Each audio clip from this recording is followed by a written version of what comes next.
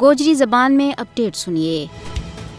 آج مذہب اور عقائد کی بنیاد پر ہونے والا تشدد تو متاثرین کو عالمی تہاڑو منائے جا رہے ہیں۔ اس تہاڑا نہ منان کو مقصد دنیا پار ماں اس حوالہ نال ہونے والا تشدد کو خاتمو اور اس برائی کا حوالہ نال رائے عامہ ہموار کرنا ہے۔ بھارت وہ واحد ملک ہے جت مسلمانہ اور دوجی اقلیتوں کے نال متصابانہ سلوک کیو جا رہے ہے اور انہوں نے دیوار نال لان واسطے غیر جمہوری اور استعماری سوچ پر مبنی قوانین کو اطلاق انتہا پسند ہندو جماعت RSS کی ایماور مودی حکومت کر رہی ہے۔ اس کے غیر قانونی زیر قبضہ جموں کشمیر گزشتہ 7 دہائیاں تو بدامنی کو شکار ہے۔ یہ 10 لاکھ تو زیادہ قابض فوج محض اس واسطے تعینات ہے تاکہ بھارتی ناجائز قبضہ نہ طول دیتو جا سکے۔ فسطائی بھارتی حکومت نے مقبوضہ ریاست جموں کشمیر میں آبادی کا تناسب نہ تبدیل کرنے واسطے کشمیر کا 12 ماہ اقوام متحدہ کی قراردادوں کی خلاف ورزی کرتا ہوا دفعہ 370 اور 35 نہ منسوخ کیو اور اس کی مسلم اکثریت نہ تبدیل کرنے واسطے لکھاں غیر ریاستی ہندو انتہا پسندانہ کشمیر کا ڈومیسائل جاری کیا گیا۔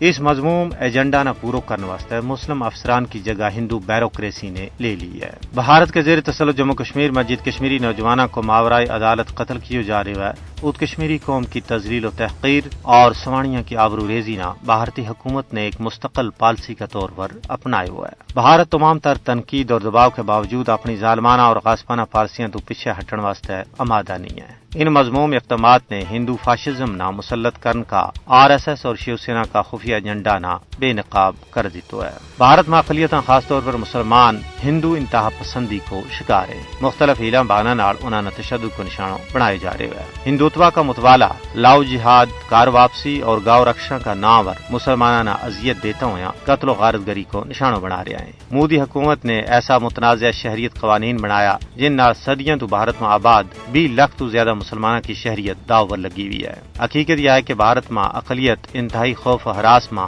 زندگی کا ایام گزارنے پر مجبور ہیں اور انہوں کو کوئی پرسان حال نہیں ہے۔